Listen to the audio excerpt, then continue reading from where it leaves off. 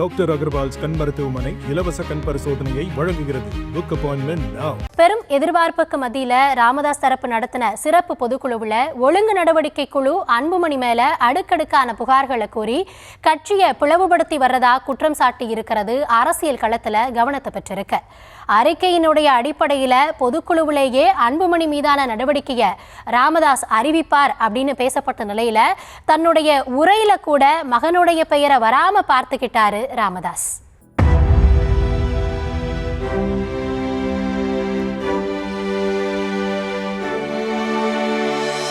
பாமகவில் தந்தை மகனுக்கு இடையேயான அதிகார மோதல் நாளுக்கு நாள் வலுத்து கொண்டே இருந்த நிலையில் அண்மையில் தைலாபுரத்தில் நடந்த சந்திப்பு மோதல் போக்கிற்கு முற்றுப்புள்ளி வைக்கும் என தொண்டர்கள் ஆவலாக இருந்த நிலையில் ராமதாஸ் நடத்திய பொதுக்குழு அதற்கு நேர்மாறான பாதையில் பயணித்ததால் மீண்டும் அவர்கள் குழப்பமடைந்துள்ளனர்.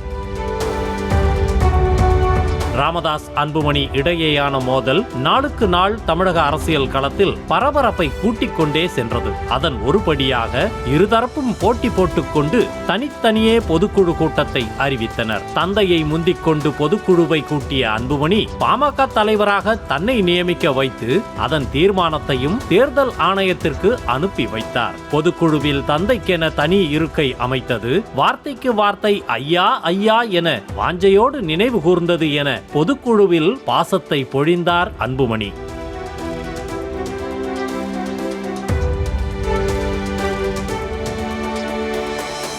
அதைத் தொடர்ந்து அன்புமணி தனது தாயார் சரஸ்வதியின் பிறந்த நாளையொட்டி குடும்பத்துடன் தைலாபுரத்திற்கு விசிட் அடித்த செய்தி அரசியல் களத்தில் தீயாய் பரவியது. தந்தையுடனான கருத்து வேறுபாட்டுக்கு பிறகு முதல் முறையாக ராமதாஸை அன்புமணி நேரில் சந்தித்திருப்பது இணைப்புக்கான முதல் படிதான் என கட்சியினர் சிலாகித்து பேசி வந்தனர். அது மட்டுமன்றி ராமதாஸ் தாம் அறிவித்த போட்டி பொதுக்குழுவையும் ரத்து செய்துவிட்டதாக இணையத்தில் வட்டமடித்த செய்தியால் பாமகவினர் இரட்டை மகிழ்ச்சியில் துள்ளி குதித்தனர். ஆனால் மறுதினமே அதற்கு மறுப்பு தெரிவித்து கட்சியினருக்கு அதிர்ச்சி வைத்தியம் தந்துவிட்டார் ராமதாஸ்.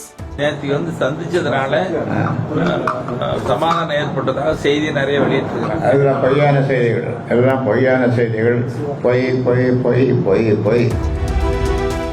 இந்நிலையில் சொன்னபடி பொதுக்குழு கூட்டத்தை கூட்டிய ராமதாஸ் எப்போதும் தனக்கு அருகில் இருக்கும் இருக்கையில் மகனை அமர வைத்து வந்த நிலையில் முதன் முறையாக தனது மூத்த மகள் ஸ்ரீகாந்தியை அமர வைத்து எதிர்த்தரப்புக்கு ஷாக் கொடுத்தார். தாம் கட்டமைத்த கட்சியில் தமக்கு அடுத்து தனது மகள்தான் என்பது போல தோற்றத்தை உருவாக்கி வரும் ராமதாஸ் அண்மை காலமாக கட்சி நிகழ்ச்சிகளில் தனது மகளையும் தன்னுடனேயே அழைத்துச் செல்வது குறிப்பிடத்தக்கது. ஸ்ரீகாந்தியின் மகன் முகுந்தனுக்கு பதவி ஒதுக்கப்பட்டதில் ஏற்பட்ட குழப்பமே தீராத நிலையில் ஸ்ரீகாந்தியையும் அரசியலில் களம் காண வைக்க முயற்சிப்பது கட்சியில் கலவையான கருத்தை ஏற்படுத்தி உள்ளது.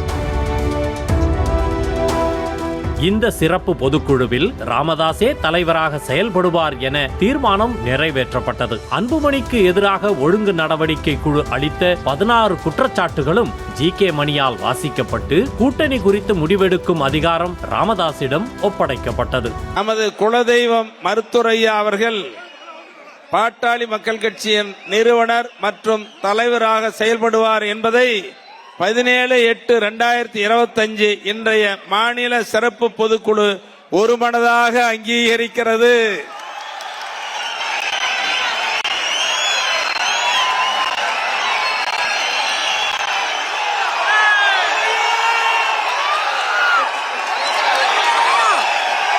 பொதுக்குழுவில் பேசிய ராமதாஸ் இது காசுக்காக சேர்ந்த கூட்டம் அல்ல, தானா சேர்ந்த கூட்டம் என பெருமிதத்தோடு கூறியதோடு எந்த கூட்டணியில் இணைந்தால் வெற்றி கிடைக்குமோ அந்த கூட்டணியில் பாமக இணையும் என தெரிவித்தார். முழு அதிகாரம் தனக்கு கொடுக்கப்பட்டாலும் கட்சியின் நிர்வாகிகளை கேட்டுத்தான் முடிவெடுப்பேன் என தீர்க்கமாக கூறியதோடு வன்னியர் உள் இட ஒதுக்கீட்டை முதலமைச்சர் அறிவிக்க வேண்டும் என வலியுறுத்தினார்.